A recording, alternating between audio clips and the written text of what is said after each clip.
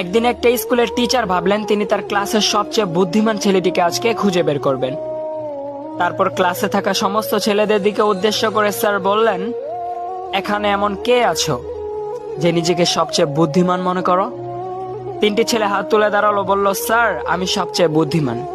Sir বললেন, আমি একজনকে বেছে নিতে চাই, অতএব তোমাদের একটা ছোট্ট পরীক্ষা দিতে হবে। আগামীকাল তোমরা স্কুলে আসার পূর্বে 3টি মুরগি 3 জনে আলাদা আলাদা ভাবে জবাই করবে।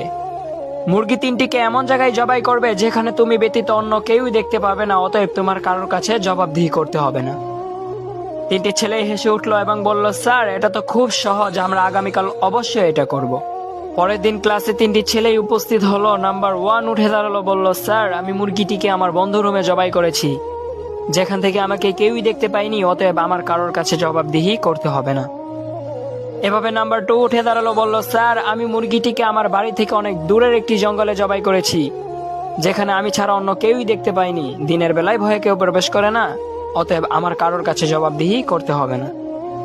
তারপর নাম্বার 3 উঠে দাঁড়ালো এবং কান্না করতে করতে বলল, স্যার আমি মুরগিটিকে জবাই করতে পারিনি, আমি যেখানেই যাচ্ছিলাম, জঙ্গলে যাচ্ছিলাম, পানির নিচে যাচ্ছিলাম, কিন্তু মুরগিটিকে জবাই করতে পারিনি, কারণ আমাকে একজন দেখছিল, তার কাছে আমার জবাবদিহি করতে হবে, বেঁচে যাওয়ার কোনো উপায় নাই। কার কথা বলছিল? কার কথা বলছিল আপনারা জানেন? আল্লাহ, আমাদের সৃষ্টিকর্তা, আমাদের রব, আমাদের মালিক আল্লাহ। ঠিক তেমন অবস্থা আমাদের। আমরা অনেক চালাক। আমরা যখন কোনো পাপ কাজে লিপ্ত হই, ডানে তাকাই, বামে তাকাই, সামনে তাকাই, পেছনে তাকাই, কিন্তু উপরে তাকাতে ভুলে যাই। যদিও উপরে তাকালে আমরা কাউকেই দেখতে পাই না, কিন্তু আমরা তো বিশ্বাস করি আমাদেরকে দেখছেন কে? আল্লাহ। আমাদের মনের কথা জানেন কে? আল্লাহ।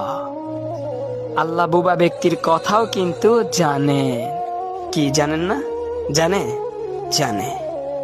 অতএব সকাল থেকে দুপুর, দুপুর থেকে সন্ধ্যা, সন্ধ্যা থেকে গভীর রাত, যেখানেই যা কিছু করছেন, যদি একবার ভেবে দেখেন যে উপরওয়ালা আমাদের ঠিক এইভাবেই দেখছে, তাহলে খোদার কসম আপনি আপনার অবস্থান পরিবর্তন করে ফেলবেন, শুধুমাত্র আল্লাহর ভয়ে। আসসালামু আলাইকুম ওয়া রাহমাতুল্লাহি ওয়া বারাকাতুহু।